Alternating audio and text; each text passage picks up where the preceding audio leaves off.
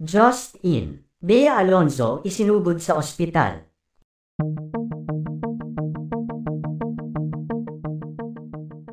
Ilang araw nang ang trending na usapin sa buong social media platform ang umano'y tuluyang paghihiwalay ng engaged couple na sila Bea Alonzo at Dominic Roque. Naging mainit na bulong-bulungan ang paghihiwalay ng mga ito dahil sa halos isang buwan na din silang walang update pareho sa kanilang social media account patungkol sa kanilang dalawa. Ayon din sa source ni OG Diaz ay totoong naghiwalay na si Bea at Dominic, at pilit na itinatago ang katotohanan sa kanilang fans dahil ayaw din ng mga ito na masaktan ang mga ito sa kanilang naging paghihiwalay. Halos hindi pa rin nga makapaniwala ang kanilang fans na mauuwi pa din sa paghihiwalay ang kanilang relasyon gayong kung kailan nalalapit na ang kanilang pagpapakasal.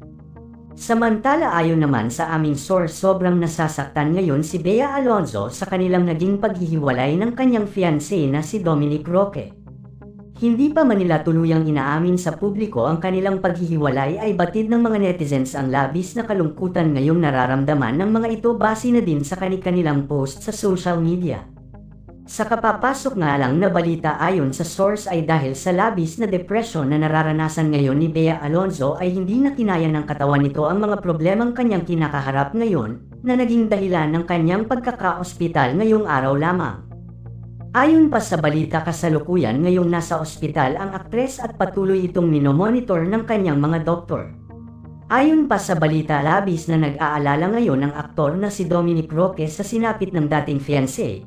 Ngunit ayon sa source ay hindi ito pinayagan ng pamilya ng aktres na makalapit kay Bea Alonzo.